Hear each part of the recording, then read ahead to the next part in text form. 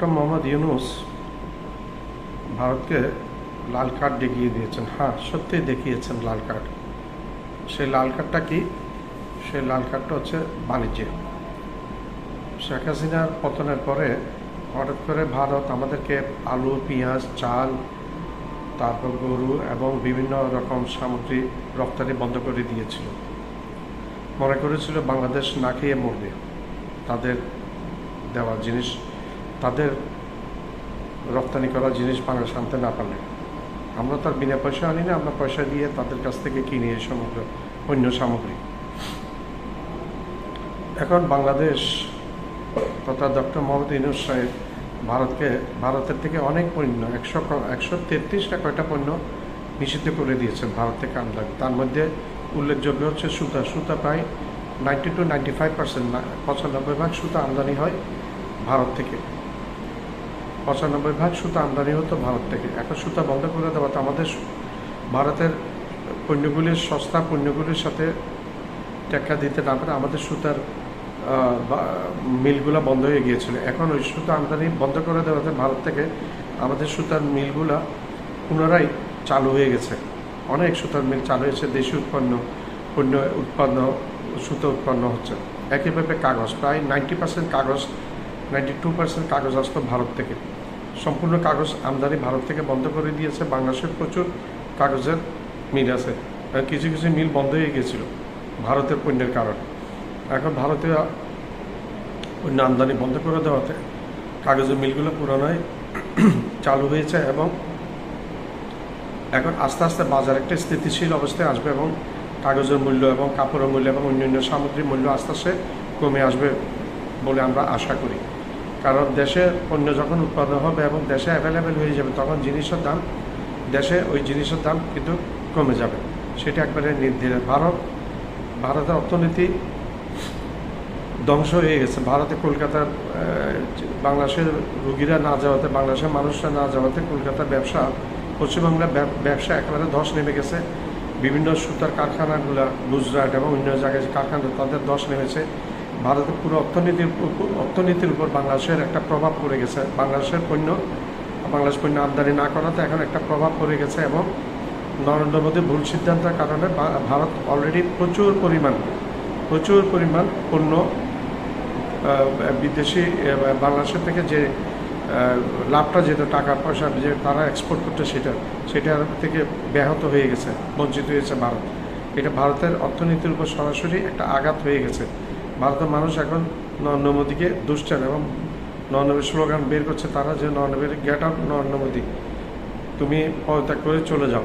এই ধরনের মানুষ অনেক ফুলে ফেঁপে গেছে নরেন্দ্র মোদীর বিরুদ্ধে।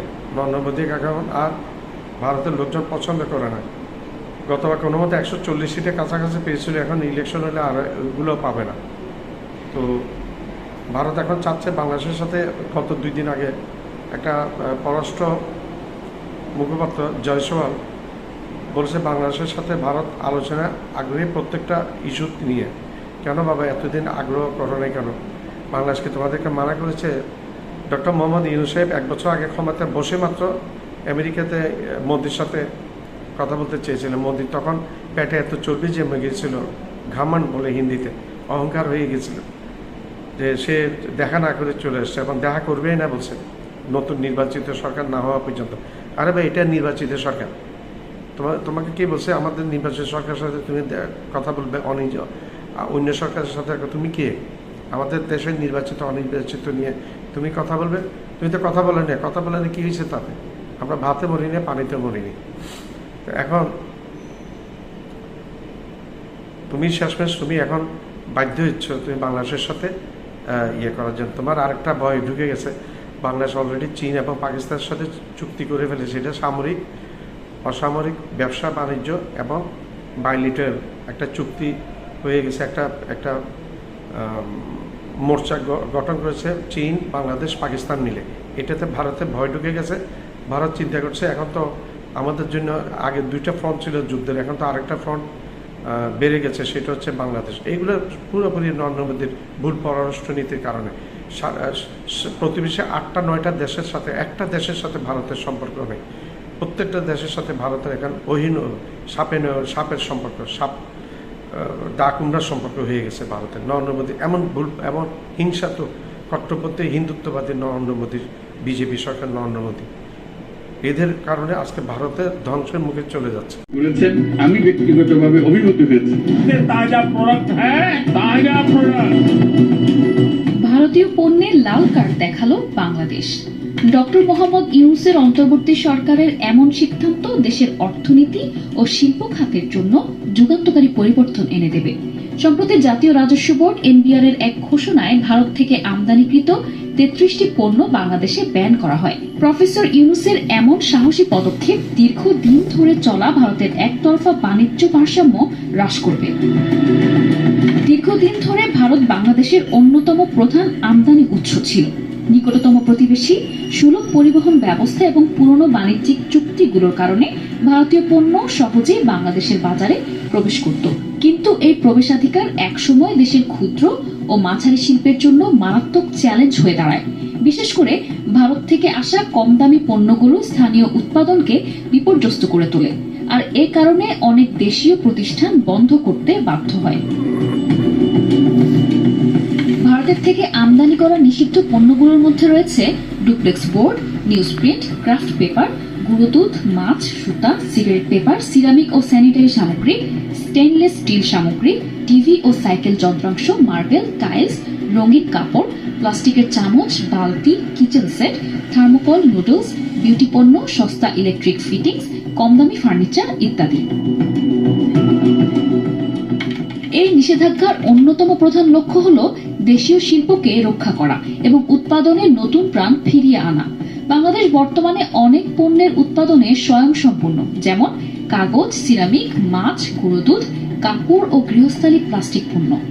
ভারতীয় পণ্যের সাথে মূল্য প্রতিযোগিতায় টিকে না থাকতে পেরে এসব খাত ক্রমেই দুর্বল হয়ে পড়ছিল। এখন বাজারে প্রতিযোগিতা কিছুটা হালকা হওয়ায় দেশের স্থানীয় প্রতিষ্ঠানগুলো ঘুরে দাঁড়ানোর সুযোগ পাবে। অনেকের মনে প্রশ্ন উঠছে, এই নিষেধাজ্ঞার ফলে কি দেশের বাজারের সংকট দেখা দেবে? কিন্তু বাস্তবতা হলো সরকার অত্যন্ত সচেতনভাবে এমন পণ্য নির্বাচন করেছে যেগুলোর বাংলাদেশে উৎপাদন হয় বিপুল পরিমাণ। এছাড়া চীন, মালয়েশিয়া, ইন্দোনেশিয়া, তুরস্ক কিংবা মধ্যপ্রাচ্য থেকে সহজেই এইসব পণ্য আমদানি করা সম্ভব। কাজেই বাজারে ঘাটতির কোনো আশঙ্কাই নেই। এই সিদ্ধান্ত শুধুমাত্র একটি আমদানি নিষেধাজ্ঞা নয়, এটি বাংলাদেশের কৌশলগত অবস্থানের একটি বাস্তব প্রতিফলন। প্রফেসর ইউনূস এবার স্পষ্ট করে বলেছেন, বাংলাদেশ এখন আর একতরফা সিদ্ধান্ত মেনে নেওয়া দেশ নয়। আন্তর্জাতিক বাণিজ্য ব্যবস্থায় দেশ এখন শক্ত অবস্থানে রয়েছে, আর এই কারণে স্থানীয় শিল্পকে গুরুত্ব দেওয়া হচ্ছে। ডক্টর মোহাম্মদ ইউনূসের এমন পদক্ষেপ নতুন উদ্যোক্তাদের জন্য স্বস্তির বাতাস বয়ে আনবে। এতে করে দেশীয় বাজার এখন তাদের জন্য আরো সুযোগ তৈরি করবে। একই সঙ্গে উৎপাদন বাড়লে সরবরাহ শৃঙ্খলা, পরিবহন, বিপণন ও বিক্রয়ের ক্ষেত্রে কর্মসংস্থানের সুযোগও তৈরি হবে। এতে দেশের অভ্যন্তরীণ অর্থনীতি আরো চাঙ্গা হবে।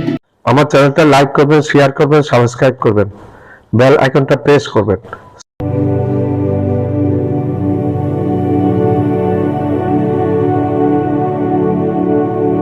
আসসালামু আলাইকুম। আমার ভিডিওটা আপনারা লাইক করবেন, শেয়ার করবেন, সাবস্ক্রাইব করবেন।